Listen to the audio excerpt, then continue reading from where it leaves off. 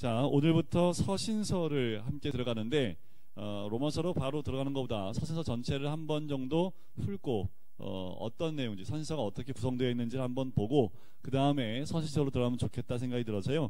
오늘 서신서 개요에 대한 부분들을 함께 나누도록 하겠습니다. 서신서가 총 몇 편으로 되어 있을까요? 서신서가 총 몇 편으로 되어 있어요? 네, 거기 적혀 있는데.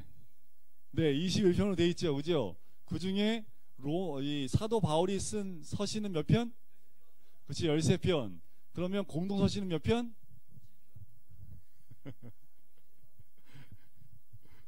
자, 공동서신에 들어가면 그 나머지에서 히브리서가 약간 좀 빠지게 되지요. 자, 서신서는 총 21편으로 되어져 있습니다.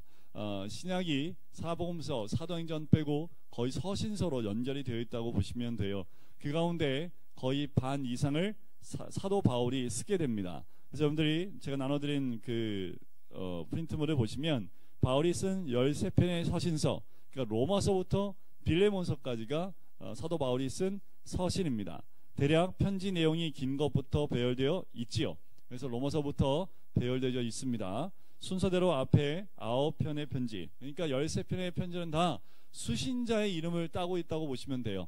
그렇게 보면 간단합니다. 근데 수신자의 이름을 크게 나누면 지역이나 교회 이름을 따서 쓴 편지가 있고 개인의 이름을 둬서 쓴 편지가 있다는 것이 좀 다르지요. 앞에 7개, 순서대로 앞에 9편의 편지는 7교회, 그러니까 7교회에 쓴 편지가 되겠죠. 전서와 후서가 있기 때문에 총 9편이지만 교회는 7교회로 등장을 합니다. 그 위에 뒤에 나오는 서신을 이제 우리는 목회서신이라고 또 나중에 말씀드리겠지만 받는 사람 디모데, 디도, 빌레몬 세 사람에게 편지를 써요. 디모데는 전서와 후서가 있기 때문에 총 4편으로 되어져 있지요. 이렇게 수신자에 따라서 총 13편이 준비되어져 있다라고 보시면 됩니다. 그러면 순서를 보면 로마서, 그죠? 고린도, 전, 후서. 그 다음 뭐예요? 갈, 에, 빌, 골.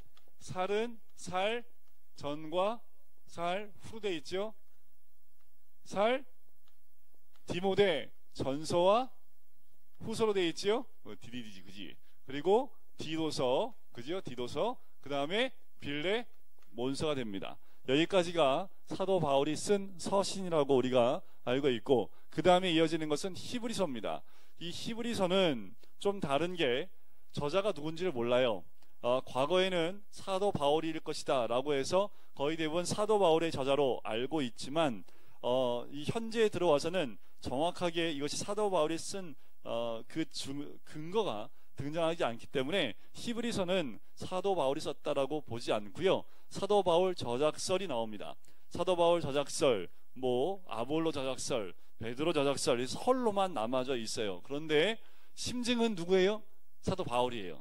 거의 한 70%에서 80%는 사도 바울이 썼다라고 하는데, 그런데 정확하게 이것이 사도 바울이 썼다라고 나올 만한 어떤 근거 자료가 없기 때문에 사도 바울의 저작설로 되어져 있습니다. 학자에 따라서는 공동서신으로 분류하기도 하지만 저자가 확실하지 않기 때문에 따로 히브리서는 관리를 하고 있죠. 그래서 저자 미상입니다. 과거에 전에 제가 사역했던 교회에서 자, 히브리서 저자가 누구예요? 그랬더니 미상이요 그러더라고요. 그러니까 아이들이 꼬맹이들이 저자 미상 하니까 저자가 미상이구나. 그래서 네, 저자 이름 물었더니 미상이요 그러더라고요. 저자 미상은 뭐예요? 아무도 알 수 없다. 누가 썼는지 알 수 없다라는 거지요. 내용을 보고 문체를 보면 사도 바울의 문체와 참 많이 비슷하게 되어져 있습니다. 이제 한번 히브리서를 같이 보도록 하고요. 그 다음이 공동서신이지요. 어떻게 돼요? 야, 벳, 전후, 요한 1, 2, 3서, 그죠? 1, 2, 3서, 그 다음에 유다서, 그 다음이 계시록. 이렇게 서신서 로마서부터 계시록까지 마무리가 됩니다. 이것이 순서가 되겠지요. 자, 우리가 잘라서 또 뭘 알아야 됩니까? 몇 장으로 되어 있는지 좀 기억을 해보면 좋을 것 같은데, 여기까지가 서신서입니다. 엄밀히 말하면 요한계시록도 서신이에요. 누구한테 보낸 서신일까요? 아시아의 7교회에게 쓴 편지, 그게 서신, 이 계시록인데, 이 계시록은 마지막 때에 대한 예언이 나와 있기 때문에, 그 메시지가 나와 있기 때문에 이게 공동 서신이나 서신서로 분류를 따로 하지는 않고 있는데, 어떤 분들은 이것 계시록도 서신서로 분류하기도 합니다. 자, 여기서 빌레몬서까지가 사도 바울의 저작이라고 쓴 서신이라고 보지요. 로마서는 총 몇 장으로 되어 있을까요?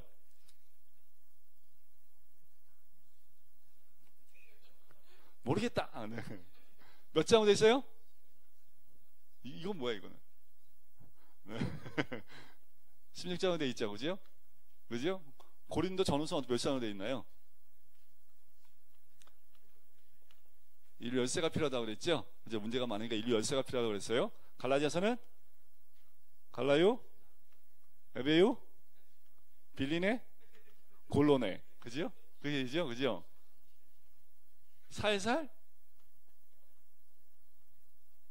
오세요, 그죠? 디모데는 어디 출신이요? 육사 출신이라고 했잖아요, 그죠? 디도는 처음 듣는 것처럼 반응하신 거 내가 너무 감사한데, 예. 디도는 열심히 뭐 하세요? 열심히 디디세, 그죠? 빌레몬은요, 도망간 노예를 용서해 주라니까 뭔 일이야, 그죠? 히브리서는 다시 뭐예요? 유대인들에게 다시 유대교로 전향하려는 그들에게 다시 유대교와 기독교, 그리스도교의 어떤 그 대치에서 두 가지를 비교하면서 설명해주고 있죠. 다시 복음을 설명합니다. 그래서 복음의 열쇠가 필요하지요. 야고르잖아요, 그죠? 베드로 살살 오세요. 똑같네요, 그죠? 요한 1, 2, 3서는 요한이 다 일일이 썼죠, 그죠? 유다서는 유일한 장이잖아요, 그죠? 이렇게만 알도록 하겠습니다. 이게 장의 내용이 몇 장으로 되어 있는지 구분되어져 있는 것 기억하시고요. 자, 로마에게 보낸 편지, 고린도 교회, 갈라디아 교회, 에베소 교회, 빌립보 교회, 골로서 교회, 데살로니가 교회, 여기까지가 사도 바울이 1차, 2차, 3차 선교 여행 때 갔던 도시에 세웠던 교회들, 그 교회들에게 쓴 편지입니다. 그리고 디모데 전후서와 디도서를 통해서 사도 바울이, 우리가 성경에 나와 있는 사도 바울의 선교 여행은 4차까지 나와 있어요. 마지막 4차는 로마로 가는 여행이지요. 로마에서 이태 동안 붙잡혀 있다가 풀려나서 땅끝, 우리나라의 땅끝 마을 말고 땅끝 어디요? 스페인 서워나까지 가게 되지요. 서워나까지 해서 쭉 해서 선교여행 한 바퀴 돌고 다시 로마에 와서 잡히게 됩니다. 자, 그 내용들이 나와 있는 부분들, 그래서 요 목회서신이라고 보통 얘기하는데, 요 디모데 전후서와 디도서는 마지막 5차 선교 여행 때 그때 쓴 편지다라고 봅니다. 빌레몬서는 빌레몬이라는 그 형제에게 쓴 편지, 아까도 말씀드렸던 그 편지입니다. 히브리서는 제가 약간 말씀을 드렸고요. 여기는 이제 그 저자의 이름을 따라서 야고보, 이 야고보는 누구의 야고보예요? 사도 야고보, 예수님의 형제 야고보. 예수님의 형제 야고보예요. 사도 야고보는요, 유일하게 성경에서 순교한 걸로 딱 나와 있는 사도입니다. 나머지 사도들은 그 이제 어떻게 순교한지는 야사에 나와 있는데 성경에 기록되어 있어요, 그죠? 사도 야고보는, 여기 있는 야고보는 예수님의 형제 야고보입니다. 예수님이 살아계실 때는 믿지 않았던, 예수님이 십자가에 죽으시고 부활하시고 난 다음에 그리고 받아들였던 그 형제 야고보입니다. 베드로는 그 유명한 베드로, 근데 아시죠? 네, 그 베드로, 우리가 생각하는 그 베드로 맞습니다. 네, 요한은 누구예요? 사도 요한입니다. 유일하게 자연사한 사도 가운데 사도 요한이지요. 유다서는요, 가론 유다? 사도 유다 아니라 예수님의 형제 유다입니다. 이 유다가 쓴 편지, 거의 대부분 이 뒤쪽에 수록되어 있는 공로서신에는요, 많은 부분에서 이단에게 당시의 영지주의들과 저희들이 너무나 이단화되어 있고 이단의 내용들이 있기 때문에 그런 부분에서 대체하여 쓴 편지 내용들이 좀 나와져 있습니다. 자, 세부 분류를 한번 보실까요? 세부 분류 보시면 서신서를 바울서신, 히브리서, 공동서신 이렇게 나누는데, 바울서신은 총 4개로 나눌 수 있습니다. 교리서신, 옥중서신, 재림서신, 목회서신입니다. 어렵지 않아요. 외우기 참 그렇게 어렵지 않습니다. 자, 교리 뭐로 나눈다고? 여기 보세요. 교리, 그죠? 그 다음에 뭐 있어요? 재림, 그죠? 그 다음 뭐예요? 옥중서신. 그 다음 뭐예요? 목회서신. 요 네 가지로 나눌 수 있습니다. 자, 요 네 가지에 13개의 서신을 나눠주면 돼요. 자, 교리서신은요 너무 간단해요. 너무 쉬워요. 그냥 순서대로 4개 집어넣으면 돼요.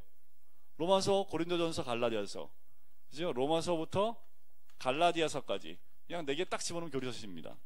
특별히 4개 서신 가운데 로마서와 갈라디아서는 쌍둥이 서신이라고 얘기할 만큼 이신칭에 대한 부분을 정확하게 똑같이 반복해 쓰고 있는 책이라고 보시면 됩니다. 로마서를 꼭 압축해서 엑기스만 남겨놓은 책, 그것을 갈라디아서라고 봐도 무난할 정도로 교리본이 많이 겹쳐져 있지요. 재림 서신은요, 우리 예수님 재림할 때 어떻게 오셔야 돼요? 너무 세게 오시면 아프잖아요, 그죠? 그러니까 살살 오셔야죠. 살살. 그래서 데살로니가 전후서가 재림 서신입니다. 자, 옥중 서신은요 어디서 쓴 거예요? 옥에서, 그죠? 그래서 어떻게 외우면 돼요? 그렇지. 기억하고 있네요. 고래빌빌. 고래 빌몬인데 빌빌로 외우시면 돼요. 고래빌빌. 머리를 빌빌거리고 있다. 어디서요? 감옥에 갇혀서. 그래서 고래 빌빌. 골로새서, 에베소서, 빌립보서, 빌레몬서. 요거 하나만 알면 돼요. 요거 하나만. 목회는 어떻게 해야 돼요? 열심히 달려가서 디디디 하면 돼요. 디디디. 디디디는 뭐예요? 옛날에 전화기였잖아요. 전화. 공중전화가 옛날 디디디 공중전화 기억 못 하시죠? 여기 잠깐 나왔다가 사라진 제품이어서요. 네, 이 디디디, 디모데, 전후서와 디도서가 목회 서신에 들어가겠습니다. 이렇게 이 사도 바울이 쓴 서신은 4가지로 크게 나눠질 수 있다. 교리서신, 재림서신, 옥중서신, 그리고 목회 서신. 이 4가지로 서신서가 구별되어 있다라는 거는 그냥 딱 한번 알고 계시고요. 나가서 아는 체 하실 때 이런 거 얘기하면 아는 성도들 별로 없습니다. 요거는 좀 들어봤는데 여기에 서신서가 뭐가 들어가는지 기억하는 사람은 우리도 잘 기억을 못할 수도 있겠네요. 그죠? 네, 순서대로 제가 이게 외우기 편하게 해드렸으니까.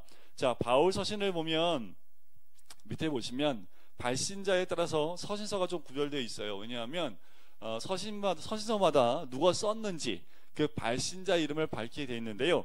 사도 바울이 썼다라고 하는 것은 6편의 편지입니다. 로마서, 갈라디아서, 에베소서, 디모데, 전후서, 디도서. 요 6개의 서신은 다 사도 바울이 썼다라고 사도 바울 한 명만 나옵니다. 그런데 바울과 디모데, 바울과 디모데가 쓴 서신은 총 4개입니다. 고후, 빌, 골, 몬입니다. 이걸 이렇게 외우시면 돼요. 밑에 이제 조금만 고골빌몬 이렇게 했잖아요. 그죠? 코를 골면 빌빌거린다. 이렇게 외우시면 돼요. 뭐가 빌빌거려요? 바디가 빌빌거린다. 그래서 바디가 보냈잖아요. 그죠? 바울과 디모데가 바디가 어떻게 하면요? 코를 골고 나면, 그러니까 고후죠. 그죠? 고후, 골, 빌빌, 빌레몬서, 별짓 다 합니다. 그죠? 네, 이거 외우기가 참 어려워요. 네. 그리고 바소는 뭐예요? 바울과 소스테네가 고전을 좋아합니다. 고전에 바소라는 고전이 있습니다. 그리고 바디실, 바울과 디모데와 실에다가 쓴 거. 실에다가 실 하나만 붙이면 살이 되죠. 그죠? 그래서 살살 이렇게 외우시면 됩니다. 뭐 이렇게 외워야 될 것 있으면 다 눈을 감으세요. 어려워서 눈을 감으세요. 자, 한 페이지 뒤로 넘겨보시면 서신서들의 시대적 위치입니다. 이건 좀 알고 계시면 좋을 것 같아요. 언제 쓰여졌는지, 이게 무엇이 최초에 쓰여졌다라는 증거가 나와 있진 않지만 순서에 따라 언제 쓰여졌는지를 좀 알고 계시면 이게 순서가 되겠죠. 그러니까 사도행전에 이 서신서가 들어간다고 보시면 됩니다. 자, 우리가 사도행전 할 때 제가 1차부터 4차 선교여행 때 제가 언급은 좀 해드렸는데 이것만 따로 모아서 말씀을 드리는 거예요. 자, 1차 전도여행을 어딜 중심으로 갔습니까? 갈라디아 중심으로 갔지요. 자, 여러분들이 지도를 기억하시나 모르겠습니다. 뭐 다시 지도를 안 그릴게요. 너무 시간 가니까. 자, 갈라디아 중심으로 선교를 하고 돌아와요. 그리고 난 다음에 갈라디아에서 들리는 이야기를 듣고 그들에게 편지를 써야겠다 생각을 해서 쓴 것이 갈라디아서. 이것은 정확하진 않습니다. 정확하게 이때다라고 구분이 되는 건 아닌데 학자마다 많이 달라요, 얘기가.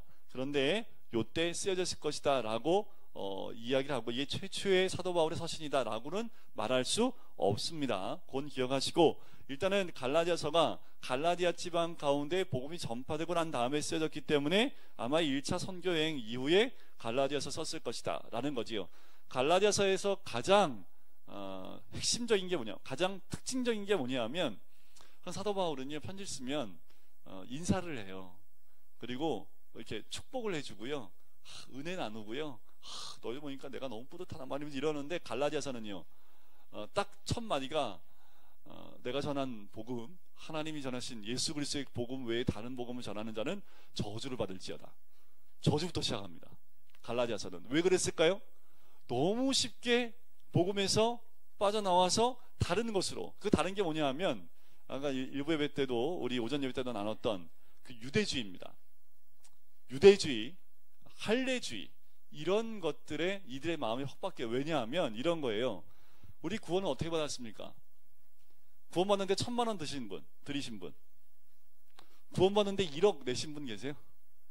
난 구원받기 위해서 1억 냈습니다, 이런 분 있어요? 그러면 구원받기 참 쉽지요, 그죠? 열심히 돈 벌어서 죽기 전에 1억만 내면 돼요. 그럼 지금 1억 낼 필요 없잖아요, 그죠? 근데 성경에는 뭐예요? 어떻게 하면 구원받아요? 어떻게 하면 공짜로 구원자예요, 그잖아요, 그죠? 이 구원은 뭐예요? 하나님의 선물이에요, 선물, 그죠? 그런데 유대인들이 뭐라고 얘기를 했냐면, 너 구원 받았어? 그랬더니 우리 구원 받았는데요, 어떻게 알아? 믿음으로요. 믿음으로 보여봐. 우리는 어떻게 하는 줄 알아? 하나님 백성은 이 율법을 지켜. 우리는 날마다 이 말씀, 이 율법대로 순종해 살아. 우리는 하나님의 자녀인 증표가 있어. 할례야. 하면서 사람들이 어떻게 해요? 그냥 사도 바울이 얘기한 건 뭐예요? 그냥 믿으면 구원받는 건데, 유대인들은 뭐예요? 증표를 가지고 있대요. 보일 수 있는 증표. 그리고 하나님 백성은 이렇게 살라는 율법이 있대요. 율법주의, 할례주의가 딱 들어가니까 이 복음을 받아들였던 이방인들이 슬쩍 넘어가기 시작하는 거죠. 한 가지 더 뭐라고 얘기했냐면, 사도 바울은 사도가 아니야. 사도는 예수님 생전에 예수님이 불렀던 12명의 사도 외에는 없어. 사도권을 부정하는 거지요. 그러면 사도 바울이 전한 모든 게 어떻게 돼요? 부정이 됩니다. 그래서 갈라디아 교회에 대해서 굉장히 강하게 말씀을 선포하는 내용이 갈라디아서에 나와요. 그래서 1장부터 6장까지 내용 가운데 3장 안에 이 복음의 핵심 내용을 다 요약해서 적어놓고 있는 것을 보게 됩니다. 자, 그 다음에 갈라디아서는 뭘 그래서 강조할까요? 믿음만 강조합니다. 믿음. 그런데 야고보서는 뭘 강조할까요?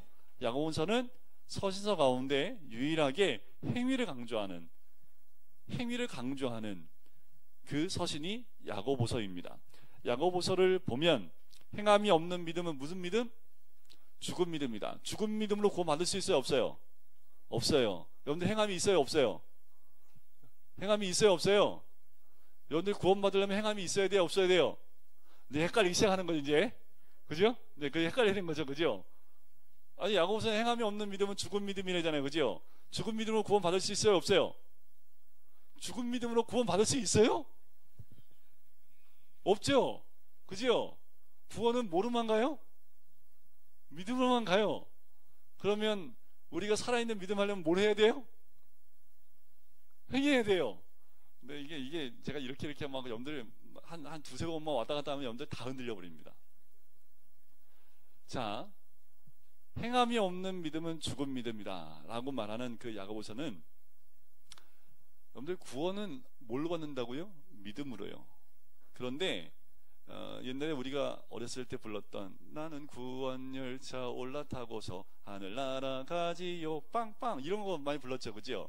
자, 구원열차만 타면 돼요, 그죠? 그게 뭐예요? 믿음 티켓 아니에요, 믿음 티켓. 굉장히 이게 굉장히 조심스러운 겁니다. 믿음만 갖고 있으면 돼, 나는 그냥 믿어 라고만 하면, 그냥 그 열차만 딱 올라타면 그냥 천국 가는 거야. 이것을 너무 믿음에 대한 부분만, 그러니까 이게 좀 반쪽짜리 복음이라고 볼 수 있습니다. 자, 우리가 예수님 믿으면 구원을 받아요. 그지요? 자, 이걸 한 번 더 여쭤볼게요. 전에도 한번 말씀드렸는데, 우리가 지옥 가는 이유가 뭘까요? 우리가 지옥 간다고 하잖아요. 그죠? 예수를 안 믿으면 지옥 간다고 그러죠. 그죠? 예수 안 믿으면 지옥 가요? 또 대답을 못 하세요. 아, 예수 안 믿으면 지옥 가지요. 그죠? 예수 안 믿으면 지옥 가요, 진짜? 잘못된 거예요, 그게. 중간에 뭐가 확 다 빠져 있어요. 서론과 결론만 얘기하고 본론은 다 빠져 있다는 얘기예요. 이걸 본론을 갖다 들이대고 물어보면 이러는 거죠. 아, 난 듣기 그냥 믿으면 구원받는다, 믿으면 천국 간다고 그렇게 들었는데요. 예수 믿으면 천국 간다고 들었는데요. 근데 예수 믿으면 천국 가는 게 아니라 그런 거예요. 이거 모르면 또, 여러분들 예수 왜 믿어요? 천국 가려고 믿으세요? 자, 이게 저희가 복음을 받아들일 때 이 복음에 대한 부분들을 조금 너무 그냥 천국에 대한 그 이미지로 화해버린 거지요. 예수 믿는 걸 천국 가려고 믿으면 우리가 천국 가려고 누가 있어야 되는 거예요? 예수님이. 여러분들 천국 가려고 예수님이 필요한 거예요? 예수님을 믿기 때문에 가는 게 천국입니까? 근데 이게 지금 바뀌어버렸다는 거예요, 한국 사회에. 그러니까 이렇게 되면 무슨 주의가 들어오냐면 기복주의가 들어오는 거예요. 기복적인 신앙이. 내가 예수를 믿기 때문에 그 믿음 때문에 가는 게 천국이지, 천국 가기 위해서 예수님이 필요해, 그래서 어쩔 수 없이 예수 믿는 거야, 이게 아니라는 거예요. 자, 지옥 가는 이유가 뭡니까? 뭐 때문에 지옥 가요? 그 죄죠, 죄. 여러분들 이걸 잊어버리시면 안 돼요. 우리가 지옥 가는 이유는 뭐예요?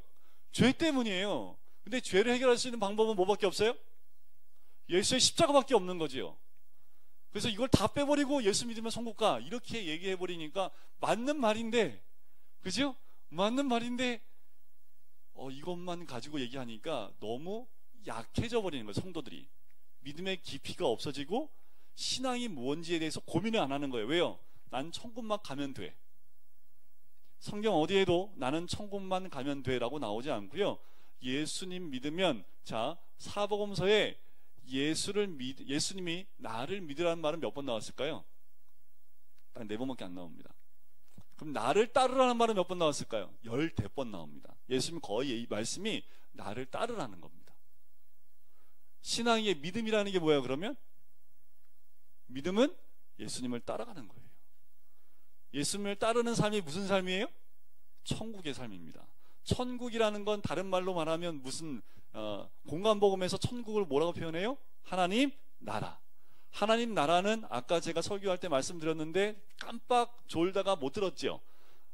하나님 나라는 어떤 게 하나님 나라예요?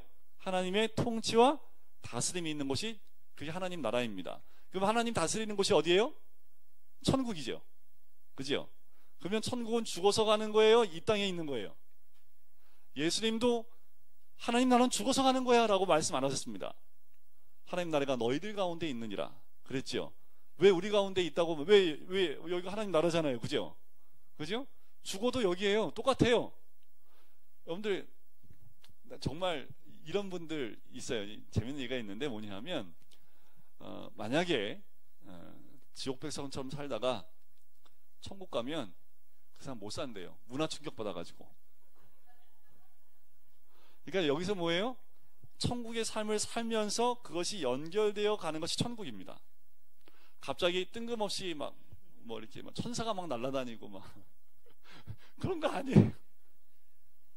저도 죽어봐서 가봐야 알겠지만 저도 안 가봐서, 그런데 성경에 나와 있는 거 보면 이 세계와 그 세계가 별개돼서 막 이게 판타지처럼 막 그 세계는 뭐 이렇게 생각만 하면 날아가. 제가 왕년에 이단에 한번 잠깐 살짝 그 책을 그 다미성교회 들어오신 분, 다미성교회 들어오신 분, 야 여기는 정말 원로 목사님이 철저하게 방어를 다 해놓으셨군요.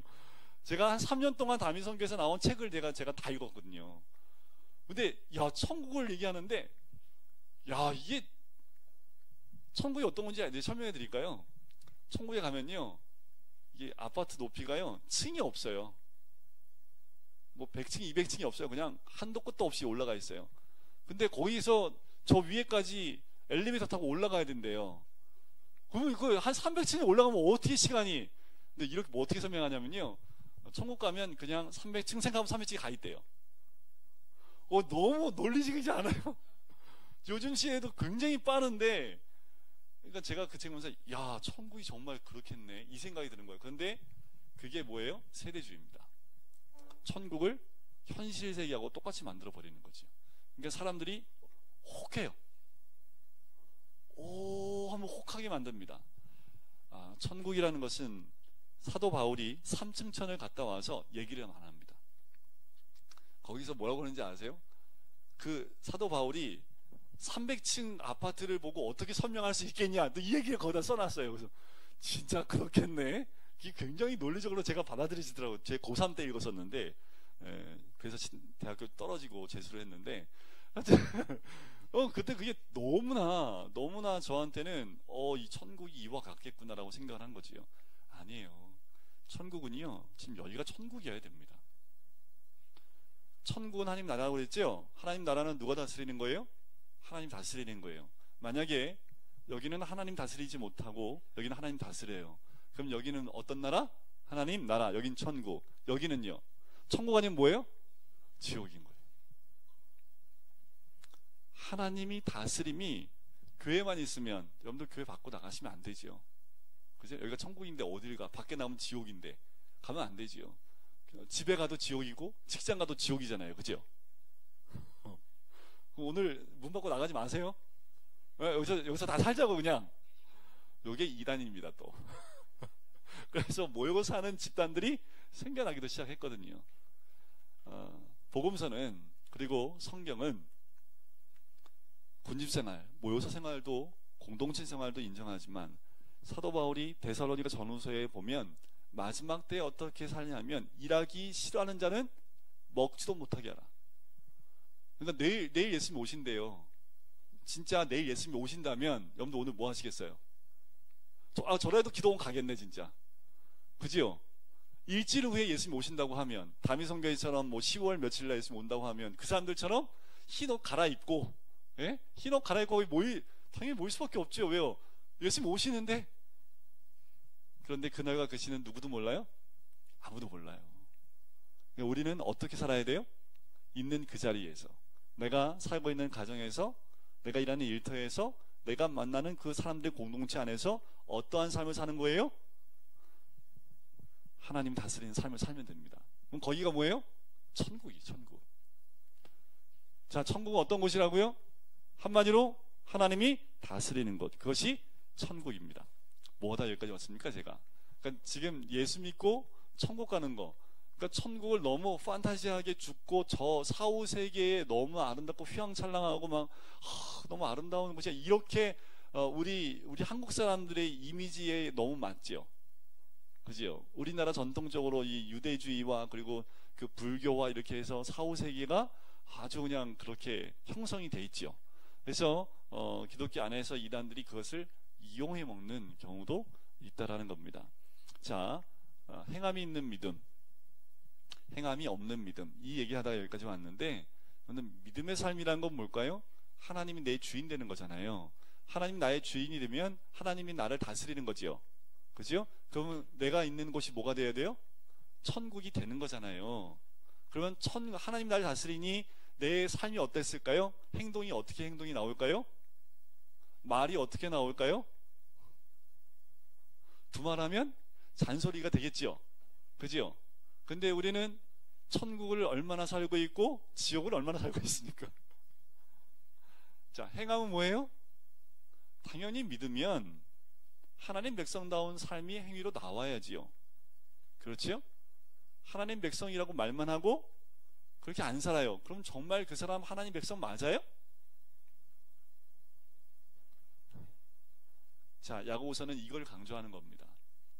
자, 이 갈라디아서나 로마서는 뭘 강조하냐면 믿음을 강조해요. 왜요? 유대주의들, 그리고 이 이스라엘 사람들, 유대교는요, 말씀드린 바리새인들이 형식과 틀과 어떤 이런 것들을 꽉 잡아놔서 하지 않으면 안 돼, 이거 이대로 순종하고 이걸 따르지 않으면 안 돼 라고 해놨기 때문에 알맹이가 정말 빠져있는 그들 삶 가운데 예수님이 뭐예요? 알맹이를 넣어준 거지요.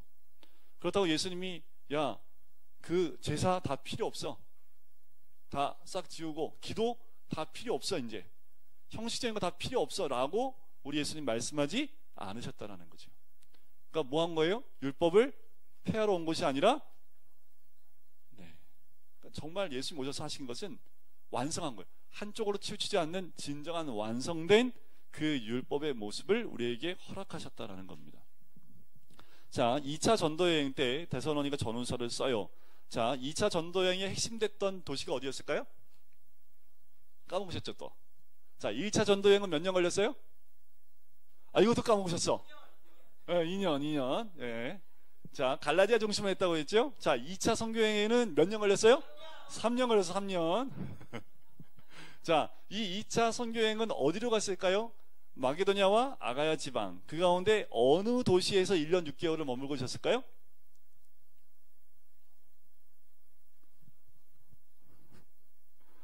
고린도입니다. 고린도. 그러니까 제 2차 선교여행은 고린도 그 도시가 핵심이에요.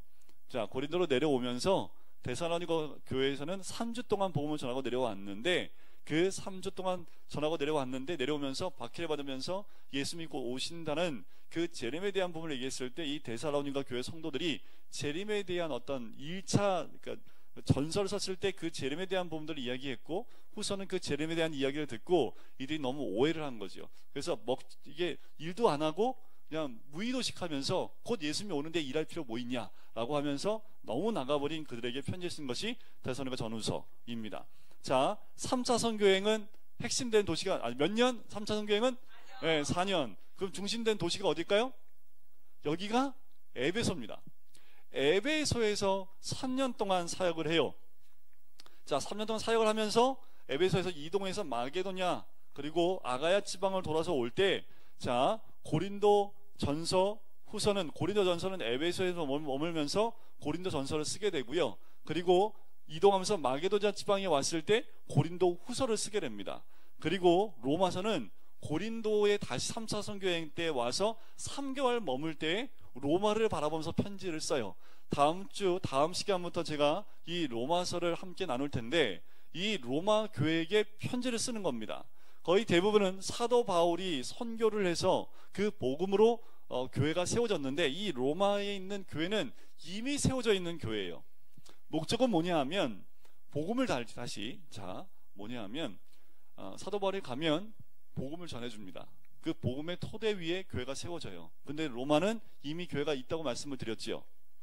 이 로마의 교회가 어떻게 생겨졌냐 하면, 학자들에 의하면 사도행전 2장에 성령이 임하실 때 로마에서 온 경건한 유대인들이 베드로에게 복음을 듣습니다. 그리고 그 복음을 가지고 로마로 가요. 거기서부터 교회가 형성이 됐다라고 봅니다. 그러니까 베드로가 전해줬던 그 사도행전 2장의 그 복음, 그 내용들, 예루살렘 머물면서 들었던 그 복음을 가지고 로마의 교회가 세워졌습니다. 근데 사도 바울 자기가 전한 복음이 아니니까 로마 교회에 뭘 쓰는 거예요? 교리를 다시 한번 점검해 주는 겁니다. 복음을 다시 한번 점검해 주는 거예요. 그런데 진짜 목적은 뭐예요? 나는 서머나로 갈 건데 로마에서부터, 지금 안디옥이라는 곳에서부터 이 로마까지 오는 거리, 거기서 또 그 정도의 거리를 또 가야지 서머나, 스페인 그 지역이라는 곳으로 갈 수 있는데, 나를 좀 선교지로 보내달라는 거죠. 니네가 나를 좀 후원해서 내가 서머나라는 땅 끝으로 가야 돼. 나는 예수님의 명령을 따라서 땅 끝으로 가야 되는데, 거기까지 갈 때 너희 교회가 나를 파송해달라 라는 것이 목적입니다. 그것이 로마서에 쓴 목적이죠. 그래서 고린도 도시에서 이 로마서를 쓰게 돼요. 자, 4차는 뭐예요? 이제 예루살렘에서 잡혀서 로마에 감금이 되지요. 그때 아예 그 감옥에 갇혀 있었던 건 아닙니다. 셋집에 이 로마 시민권을 갖고 있기 때문에, 로마 시민권을 갖고 있는 사람은 정말 감옥에 들어가도 최소한 2명을 데려갈 수 있어요. 주치의 1명 데려갈 수 있고요. 자기의 주변에서 도와줄 수 있는 종을 1명 더 데려갈 수 있습니다. 로마 시민권이 그런 시민권입니다. 대단하죠.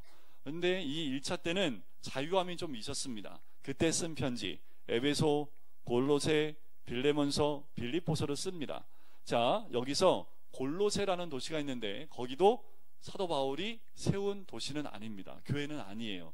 그래서 그 골로새서를 쓰면서 다시 한번 복음에 대한 이야기도 얘기하지만 골로새 도시에 대한 부분들을 이 골로새서를 함께 볼 때 제가 좀 자세하게 나눠드리도록 할게요. 자, 5차 선교여행, 그것은 성경에 나오지 않는다고 말씀드렸지요. 그러면서 디모데 전후서와 디도서가 쓰여지는 겁니다. 거기에 베드로 전후서가 쓰여졌다고 봐요.